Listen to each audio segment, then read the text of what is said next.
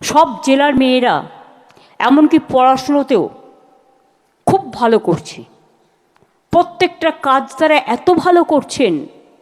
এমনকি পুজোর প্যান্ডেলগুলো যখন আমি লক্ষ্য করি, আমি দেখি জেলার প্যান্ডেলগুলো, কলকাতা তো ঠিক আছে, তাদের সামর্থ্য আছে, তারা করতে পারে, কিন্তু জেলা আজকে যেভাবে এগিয়েছে, ব্লকগুলো, আমি কিন্তু প্রত্যেকটা জেলার প্রত্যেকটা পুজো লক্ষ্য রাখি এবং আমি নিজে দেখি।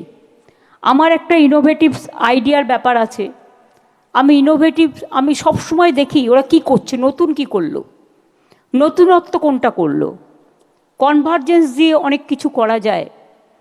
সুতরাং এইভাবে দেখতে দেখতে আমরা পার করে এসেছি। আজকের দিনে আমি কন্যাশ্রীর জন্মদিনে আমরা সবুজ সাথী প্রকল্পও করেছি, আপনারা জানেন। ক্লাস 9-এ পড়ে 2025 সালে উঠেছে এমন প্রায় 12 লক্ষ ছাত্রছাত্রীকে এই মাসের প্রথমেই, এই মাসের শেষের দিকে আমরা 12 লক্ষ ছাত্রছাত্রীকে সাইকেল দেব, যেমন প্রতি বছর দিই। এবারেরটাও পাবে এই মাসের শেষের দিকে ক্লাস 9-এ যারা উঠেছেন।